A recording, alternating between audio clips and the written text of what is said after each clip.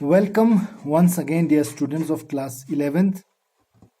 I, Kazim Ali, lecturer English, Jafri Academy of Modern Education, welcome you once again to this online class.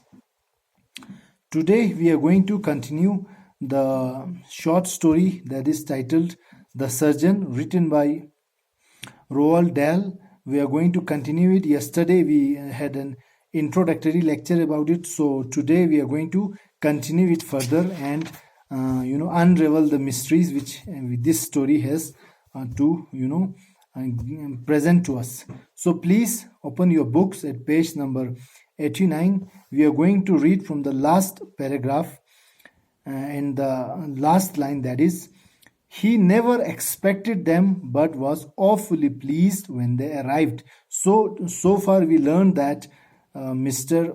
Robert Sandy, who is a surgeon at the Radcliffe Infirmary at Oxford, he is a very simple but very dedicated surgeon, and he usually never accepts anything apart from the salary. He never accepts any gift or any fees from his patients. But when someone insisted, when someone forced him, so on such occasions he used to give in and accept those prizes or those presents. So yesterday, when the celebrity patient, that is the one of the son of King of Saudi Arabia, a prince, when he finally was able to convince the surgeon Robert Sandy to accept the gift, so that was the point where we stopped the story, and we got to know that it was occasionally only that Mr. Robert Sandy used to accept presents from his patients, and whenever he expected and whenever he got such a present, such a thing from his patients, he used to be very excited, he used to be very happy. So that was all about yesterday's class, and today we are going to continue it. And the next paragraph tells us that the prince took from his jacket pocket a small pouch made of black velvet and pushed it across the desk. So the prince, when he understood that Robert Sandy had finally agreed to accept his present, he उन्होंने क्या किया कि अपने जेब से एक pocket निकाला, एक ब्लैक कलर का वेलवेट पॉकेट निकाला और उसको डेस्क पे, टेबल पे रख दिया और थोड़ा आगे करके पुश कर दिया. Rather gingerly, the surgeon opened the pouch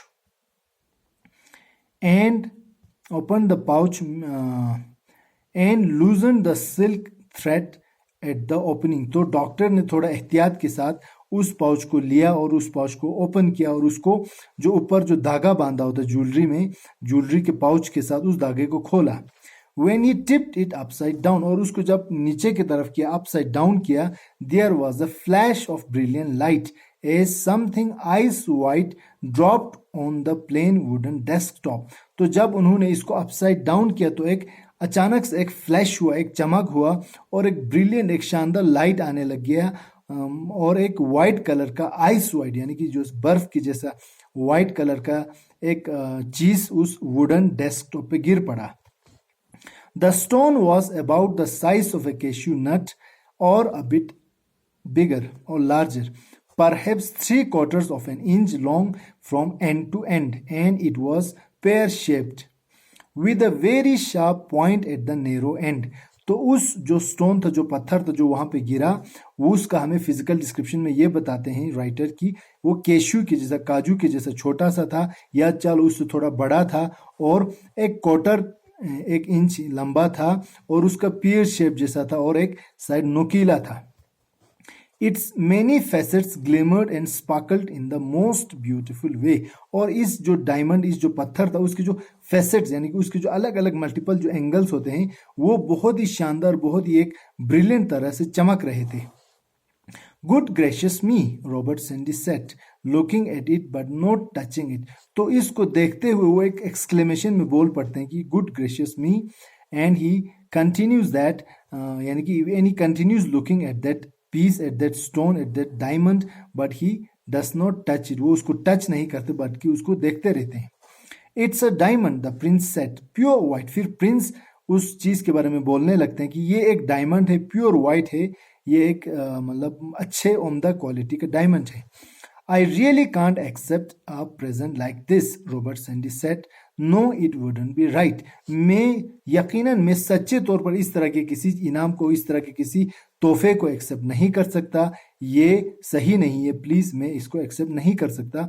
फिर हमारे सर्जन साहब डेनियल में यानी कि मतलब ना करने लगते हैं। The Prince smiled at him, फिर जो प्रिंस थे वो उनकी तरफ देख के स्माइल, मुस्कुराने लग गए।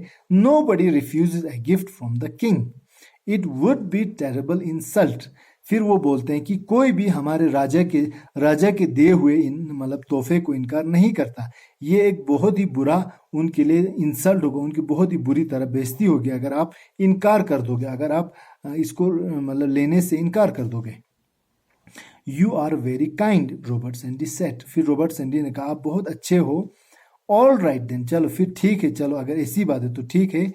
Theirs never been a diamond in our family before, he added, और बोला कि आज से पहले हमारे पूरे खानदान में एक डायमंड नाम का कोई चीज था ही नहीं, हम लोग इतने वेल ऑफ नहीं थे, हमारे खानदान में आज तक डायमंड था ही नहीं।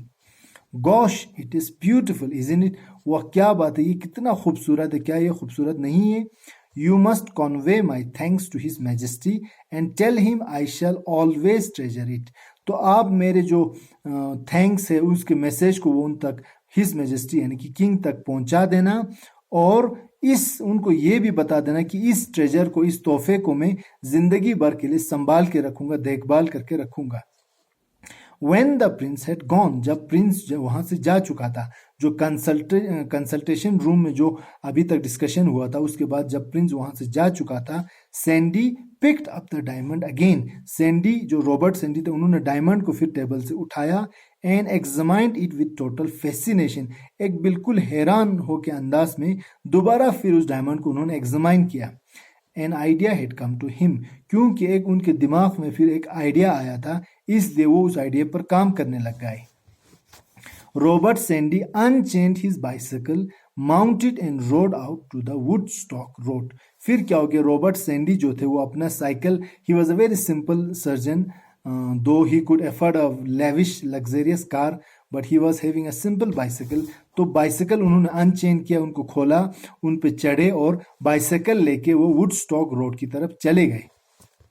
The only good jeweller in town had his shop in the high halfway up on the right and he was called H.F. Gold, sorry। तो जो उनके सिटी का सबसे उम्दा अच्छा जो ज्वेलर था वो एक उनका दुकान जो द हाई यानी कि थोड़ा चढ़ाई में या कहीं जाके थोड़ा एक जगह पे था जिसको द हाई बोलते थे, और half way up on the right, और राइट में आधा जाने के बाद उनका दुकान मिलता था उस ज्वेलर का, और उस ज्वेलर का नाम था H.F. गोल्ड। तो by coincidence his name was also Gold, तो उनका नाम था H.F. Gold. He parked his bike against the curb outside the shop and went in. तो रॉबर्ट सैंडी ने अपना जो बाइक था उसको दुकान के बाहर जो कर्ब यानी कि जो एक चेन मोटा लगा होता है वहां पे साइकिल को बांधा, साइकिल को पार्क किया और फिर वो दुकान के अंदर चले गए। Mister Gold, your name is Robert, my name is Robert Sandy, I am a surgeon at the Radcliffe, I wonder if you can help me. फिर वो बोलने लगे कि मिस्टर गोल्ड, मैं रॉबर्ट सैंडी हूँ, मैं सर्जन हूँ, मैं रेड क्लिफ हॉस्पिटल में काम करता हूँ, मैं सोच रहा हूँ कि क्या आप मेरी मदद तो नहीं करोगे, क्या आप मेरी मदद कर पाओगे। I will do my best mister Sandy, please sit down. फिर मिस्टर गोल्ड ने बोला कि मैं अपनी तरफ से पूरी कोशिश करूंगा, मेहरबानी करके आप जरा बैठ जाएं। Robert Sandy took out the black pouch out of his pocket and placed it on the desk. फिर रॉबर्ट सैंडी जो थे उन्होंने क्या किया, जो ब्लैक पाउच था उसको अपने जेब से निकाला और उसमें से उसको ये H.F. गोल्ड यानी कि जो ज्वेलर था उसके टेबल पे रख दिया। Harry gold open the pouch and tipped the diamond into his hand. जो हैरी गोल्ड थे, ज्वेलर थे, उन्होंने पाउच को खोला और डायमंड को अपने हाथ पे इस तरह करके गिरा दिया। As the stone fell into his palm, there was a moment when the old man appeared to freeze. तो जो ही वो स्टोन उनके हाथों पे गिरा तो एक ऐसा लम्हा आया, ऐसा लगा कि जो मिस्टर गोल्ड हैं वो बिल्कुल फ्रीज हो चुके हैं, बिल्कुल जम चुके हैं। His whole body became motionless, और उनका पूरा जिस्म मोशनलेस हो गया, कोई हरकत उसमें नहीं रहा. As he sat there staring at the brilliant shining thing that lay before him, वो बिल्कुल मोशनलेस हो गए और उनके सामने जो चीज था, जो हैरानकुन चीज था, उनको देख के वो बिल्कुल एक तरह से दंग सा रह गए, वो एक तरह से वो रुक गए, वो बिल्कुल जम गए. After a careful examination Harry gold set, तो थोड़ी देर अच्छे से गौर से देखने के बाद हैरी गोल्ड ने कहा, इट इज कंप्लीटली फ्लॉलेस, ये एक बिल्कुल परफेक्ट स्पेसिमेन है, इसमें कोई नुक्स, कोई इसमें फ्लॉ नहीं है. It really is a most lovely stone, ये एक बहुत ही प्यारा, सच्चे में एक बहुत ही प्यारा स्टोन है. The quality is superb and the cutting is very fine, और इसका क्वालिटी जो है वो बहुत ही उम्दा है, बहुत ही अच्छा है. इसका कटिंग भी बहुत ही फाइन है, बहुत ही बारीक तरीके से किया गया है. बट दो डेफिनेटली नॉट मॉडर्न, मगर ये मॉडर्न तरीके से नहीं किया है, but still it's a beautiful piece of diamond. Okay, and what roughly would you say it is worth? Robert Sandy ask, जो सर्जन थे फिर उन्होंने पूछा कि आप अंदाजतन तौर पर कितना इसका कीमत लगाओगे, ये कितने मतलब रुपए का या कितने पैसे का इसका वैल्यू है. Harry Gold crossed over to a shelf on which there stood a small metal apparatus. फिर रॉबर्ट हैरी गोल्ड जो था, ज्वेलर था, वो टेबल से उठकर थोड़ा आगे गए और एक शेल्फ पे, अलमारी पे एक छोटा एपरेटस था जो एक वेइंग स्केल था. I think it weighs 15 pounds to 7 carats. तो उन्होंने वो वेह करने के बाद बोला कि इट वेट्स दिस मच, इसका इतना वेट है, and that would make it worth $500,000 in the trade. और अगर आप इसको बेचोगे, इसका बिजनेस करोगे, तो इसके मतलब कारोबार में आपको कम से कम $500,000 पैसा मिल जाएगा. और over $1,000,000 if you bought it in A shop, या अगर आप इसको किसी दुकान में लाओगे या किसी दुकान से आपने अगर लाया होगा, तो इसका कम से कम $1,000,000 इसका प्राइस हो जाएगा, इसका कीमत हो जाएगा. You are making me nervous, Robert Sandy said jumping up. Robert Sandy हैरान होके, सरप्राइज होके, अचानक उठते हुए क्या बोला कि या आप तो मुझे क्या कर रहे हो, बिल्कुल नर्वस कर रहे हो. If I owned it, Harry gold said, it would make me nervous. Sit down mister Sandy so you don't फेंट. तो बोला, अगर मैं इसका मालिक होता, अगर मेरे पास ऐसा डायमंड पीस होता, तो ये मुझे भी, यानी कि हैरी गोल्ड को भी, मुझे भी सरप्राइज करता, मुझे भी नर्वस करता. तो प्लीज मिस्टर सैंडी, आप बैठ जाइए ताकि आप बेहोश ना हो जाएं. क्या पता ये शौक, ये इतनी बड़ी रकम सुनने के बाद आप बेहोश ना हो जाओ.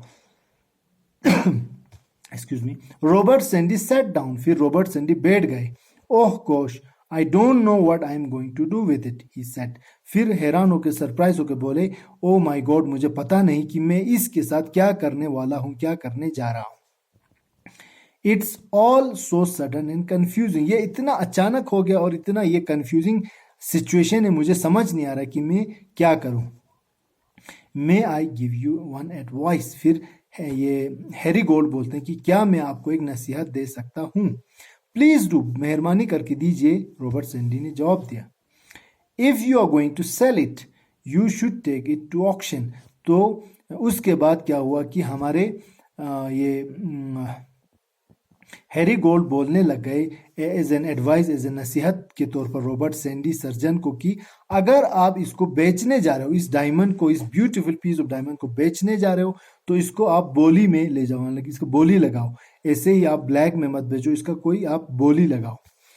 An unseen stone like this would attract a lot of interest. इस तरह के नायाब कोई चीज जिसको किसी ने देखा नहीं, वो एक बहुत ही ज्यादा इंटरेस्ट खींचेगा, लोग इसमें बहुत दिलचस्पी दिखाएंगे. And the wealthy private buyers would be sure to come in and bid against the trade.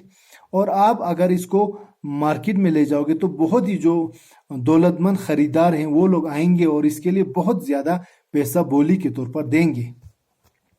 And if you were able to reveal its provenance as well, अगर और आमतौर पर, अगर खास तौर पर अगर आप इसकी सोर्स को भी बता पाए कि ये कहाँ से आए हैं, ये डायमंड कहाँ से आया है, telling them that it came directly from Saudi royal family, then the price would go through the roof. आप उनको ये बोलोगे कि ये जो डायमंड है ये डायरेक्टली सऊदी अरेबियन फैमिली जो रॉयल फैमिली वहां से आई है, अगर आप ये रिवील करोगे, ये बताओगे, तो इसका कीमत तो बिल्कुल रातों रात में अचानक से इसका कीमत डबल ट्रिपल हो जाएगा, बहुत एक्सट्रीमली इसका कीमत बढ़ जाएगा। तो ये एडवाइस हमारे हैरी गोल्ड ने रॉबर्ट सैंडी सर्जन को दिया। Outside in the high, Robert Sandy mounted his bicycle and headed for home. He was feeling totally light-headed. तो फिर बाहर आए वो, वहां पे बाहर आने के बाद अपने साइकिल पे चढ़े और घर की तरफ निकल गए।